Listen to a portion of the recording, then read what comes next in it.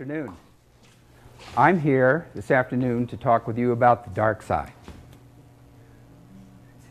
Not that I'm wild about the dark side, but I'm here to test a very, very simple and powerful idea. It's really only by understanding the bad can the good guys win. And even more, it's by harnessing the forces of the dark side that good can prevail. So let's take a tour, let's take a walk through the dark side. The year is 1964. We're in Queens, New York, borough of New York City.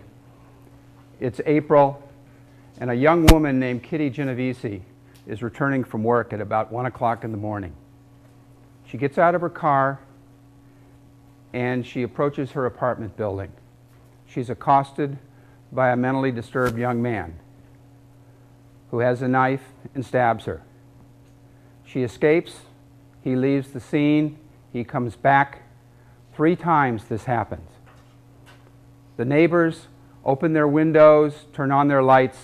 38 people watch, and no one does anything. Can you imagine? How could this happen? This is the kind of issue that researchers have been studying for years. Now let's fast forward to 2004. This is Matthew Carrington. He was a shy young man who was very interested in joining a fraternity. He was at Chico State, and he was going through the hazing process at his fraternity.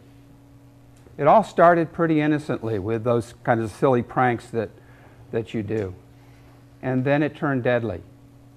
He was forced to consume massive amounts of water. He passed out, went unconscious, and there were 4 boys there. And one of them got out his cell phone, started dialing 911, and then inexplicably, he didn't press the send button. An hour later, it was too late. Matthew Carrington died. How could such good young men make such bad decisions? And what are the pressures that would prevent friends from helping out friends in need? Those are the kinds of questions, those are the kinds of questions that psychologists ask all the time. But it was Albert Einstein who really came up with, I think, the most apt way of characterizing this. He said, the world is a dangerous place, not because of those who do bad things, but because of those who look on, stand by, and do nothing.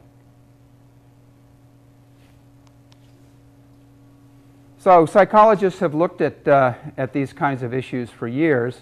One psychologist in particular, Dr. Philip Zimbardo, conducted perhaps the most famous psychology experiment of all time, and in fact one of the most famous experiments of all time. The year is 1971, 40 years from this summer, this August. The place is Jordan Hall Psychology Building on the campus of Stanford University, only 3 miles away from here as the crow flies. And the scene is his makeshift prison. You're going to hear the voices of the major participants who are reflecting on this very famous experiment 30 or 35 years later. Roll the tape. Basement of the psychology department of Stanford University, a mock prison was created. It rivaled all social psychology experiments in controversy. I think he and everybody else who came down into that situation got caught up into that situation. And the sense that this was an experiment, that began to fade away. It became just life. We frankly didn't anticipate what was going to happen. We try to really test the power of the environment to change and transform otherwise normal people, much as milk. Over 70 men volunteered for Zimbardo's experiment. And they completed a battery of psychological tests We picked 24 who were the most normal and most healthy. Half are going to be guards, half are going to be prisoners. And it's like flipping a coin, and heads, this one's a guard, this one's a prisoner. So at the beginning, there's no difference in the kinds of people who are in your two groups. There was the first evening a kind of rebellion that took place. The prisoners rebelled. They barricaded themselves in their cells and said, we refuse to come out. They took off their numbers. They didn't want to be de-individuated. They started cursing the guards to their face.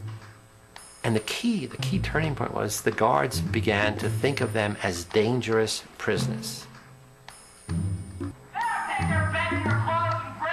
From that point on, the study was as remarkable a series of events as I've ever seen. It was a real laboratory for Zimbardo and I to watch human nature transformed in a very rapid way in the face of a very powerful situation. People really suffered. I mean, guards did terrible things to the prisoners. They punished them by putting them in solitary confinement, which was a small closet. You could squat or stand, but you couldn't sit, and it was dark and dank, actually. Every hour, every day, there's a teeny little bit more of an increment. And they're stepping up, taunting the prisoners. They're stepping up. The count's not letting them sleep. They're stepping up. I don't think from 1 minute to the next, the people who are in it see the change and see the difference. The guards knew that had the coin come up heads rather than tails, they would have had the dress on rather than the uniform on. They knew that. So they certainly knew that the prisoners who were being mistreated had done nothing wrong to deserve the mistreatment. And yet the roles themselves were so powerful and the environment itself was so powerful that they ended up punishing those prisoners as though they had done something wrong. After only 6 days, Dr. Zimbardo shut down his experiment. What makes this study interesting, and what makes the Milgram study interesting, it's really about the transformation of human character. People can be seduced into doing things they never thought they could.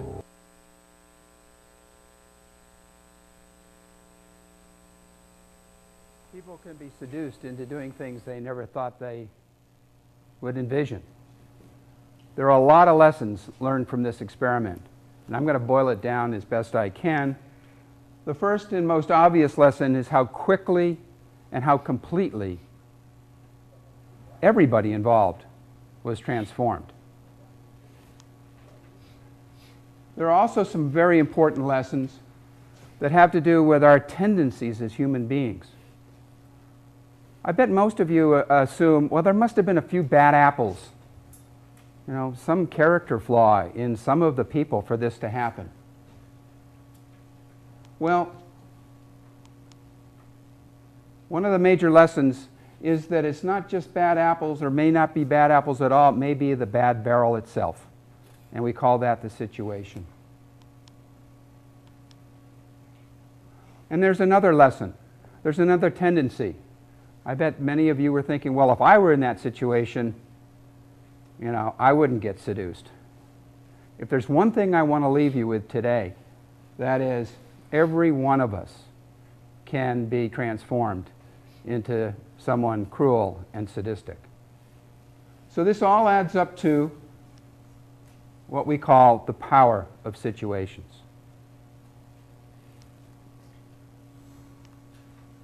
But there's good news. Individuals also have power. Christina Maslach, who you saw in the video, was a young psychologist, and she blew the whistle on this experiment. She went to the powers that be and said, do you know what you're doing to these young men? And it was stopped. Heroes come in all shapes and sizes. Take Lin Hao.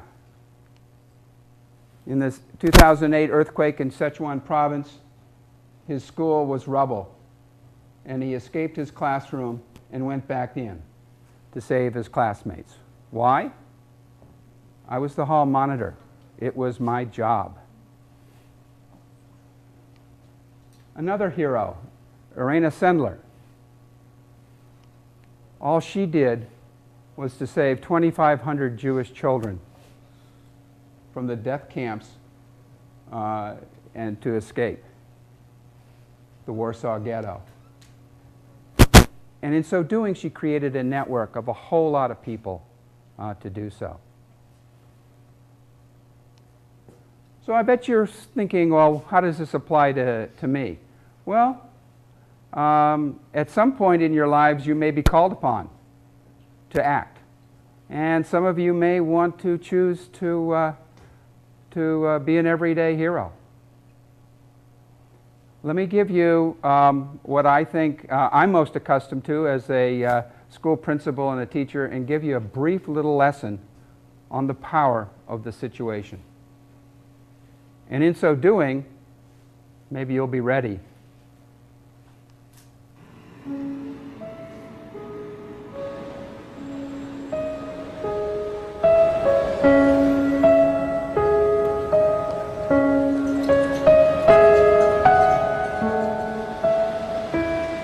Minutes have passed, and 34 people have passed. If the street were deserted, a passerby would probably go to the rescue. But these strangers have silently formed a temporary group with a rule: don't help. This woman, for instance, has clearly spotted Ruth, but she conforms to the rule and does nothing. Watch what happens, though, when someone else helps. She suddenly finds herself in a different group with a new rule: to help. Okay, a situation.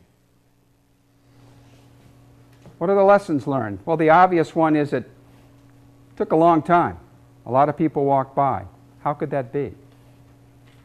So you may make the assumption, well, these passers-by were insensitive, they were busy, something was going on with them. But the real lesson from this scene is that we're all governed by unseen forces. And in this case, it's called the diffusion of responsibility. And that is, the more people on the scene, the less likely it is that any one of you, any one of us, including ourselves, will jump in and intervene.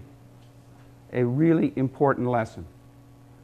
And there's also another really good takeaway. Once that first person jumped in, you create a whole new set of rules and norms. So, start applying this. What are some of the rules and norms that govern your lives? I think peer pressure is probably one of the big ones. You can apply these forces to what goes on between individuals and groups in your own lives. And what you can do to become an everyday hero is practice. Practice, practice. Get into social shape. That is, know what kinds of situations you find yourselves in and know what those hidden forces are, what those dynamics are. Get into emotional shape. That is, know your automatic reactions. Press a pause button in your mind and stand back and be a little bit more mindful. Am I anxious? Am I afraid? Whatever it may be, take stock of yourself. And then learn to stand up, speak out, and screw up the moral courage at times to act and to be an everyday hero. And you can do this in really easy ways. Start small. One of, a good example would be to speak truth to somebody a little bit older than you. So you'd be surprised at what a little thing can do to make a big difference. Ask a dumb question in class that everybody else was too intimidated or fearful to ask. Little things can make a big difference. So, now you're ready for the big stuff, such as bullying, intolerance, discrimination, stuff that is really destructive. And how groups treat each other. It's really fertile territory. So now that you see the world differently, think about what Viktor Frankl, a survivor of the Holocaust, wrote. Between stimulus and response, there is a space. In that space is the power to choose your response, and in your response lies your growth and freedom. So, dare to be different. Go out and change the world.